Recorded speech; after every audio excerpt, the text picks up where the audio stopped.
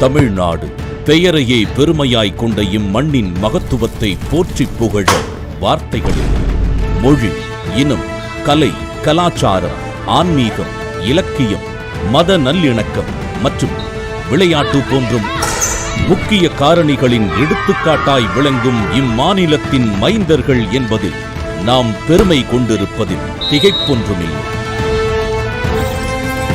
சர்வதேச அளவில் தொடர்ச்சியான விளையாட்டுப் போட்டிகள் நம் மாநிலத்தில் தொடர்ந்து நடைபெற்று வருவது உலக வரைபடத்தில் தமிழகத்தை ஒரு முக்கிய புள்ளியாய் மாற்றியிருக்கிறது என்றால் அது மிகையல்ல. அந்த பட்டியலில் உள்மாநில விளையாட்டுப் போட்டிகளை சர்வதேச தரத்தில் நிகழ்த்த முனைந்த சிந்தனையின் விளைவுதான்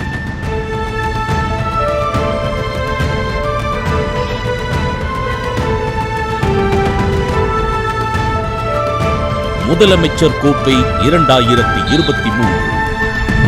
ஊழையும் உப்பாக்கும் காண்பார் உலைவின்றி தாழாது ஞற்றுபவர்.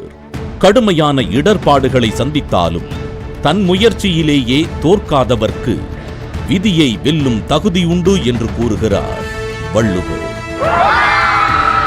விதி என்று ஒன்றில்லை என்கிற பகுத்தறிவு பாடத்திற்கு சான்றாய் உள்ள இக்குறள் விடாமுயற்சியோடு போட்டிகளில் கலந்து கொண்டுள்ள நம் வீர வீராங்கனைகளின் குரல்.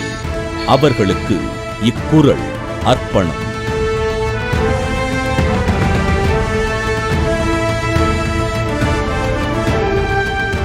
மனிதனின் பெரும் பாராட்டிற்குரிய குணம் வீரம்.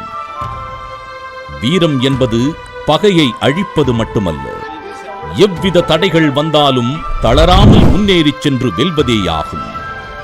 அதனை இப்போட்டிகளின் லட்சினை எப்போதும் நினைவுறுத்த வேண்டும் என்கிற உன்னத நோக்கோடு மிகச் சரியாய் அமைந்திருக்கிறது முதலமைச்சரின்